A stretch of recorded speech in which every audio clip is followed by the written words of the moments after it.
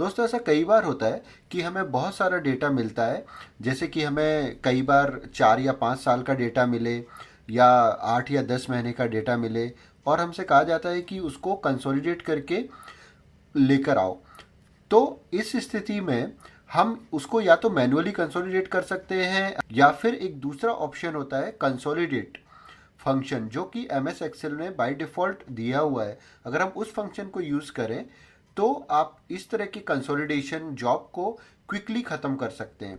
तो यहाँ पर एग्जांपल के लिए हमने एक डेटा लिया है जो सेल्स का डेटा है फॉर एग्जांपल, और 5 साल का डेटा इस तरह से 6 साल का इस शीट में दिया हुआ है, जिसमें 6 शीट्स आप देख रहे हैं, 15, 16, 17, 18, 19 और 20।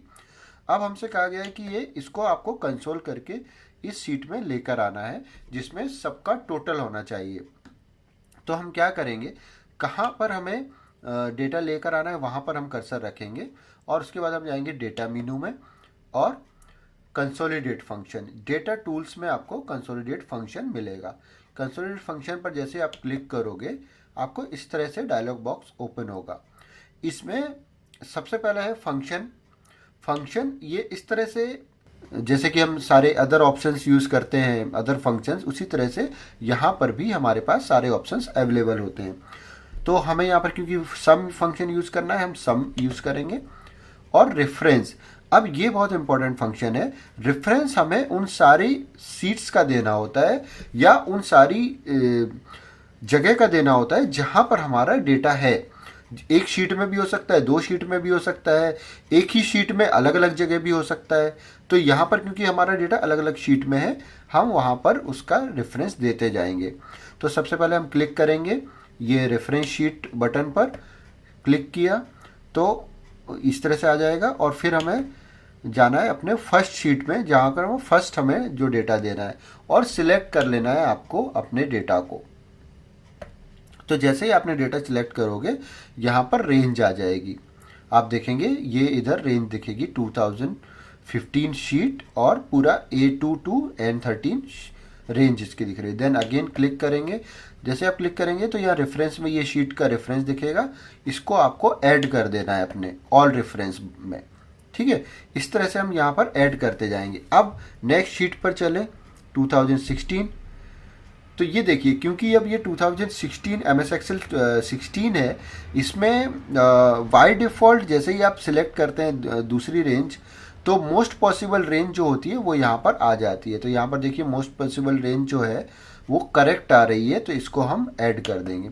सिमिलरली शीट 3 को लिया तो वहाँ पर भी आप देख रहे हैं रेंज सिलेक्ट हो गई है ऑटोमेटिकली, इसको भी ऐड कर देते हैं। Then 18 it is also perfect, 19 ये भी सही है, और फिर 20 ये भी सही है। तो हमारी सारी रेंज हमने यहाँ पर ऐड कर दी है। अब इसके बाद करना क्या है, इसके बाद आप देखेंगे use labels in top row और लेफ्ट कॉलम, तो दोनों हमको यूज़ करने हैं।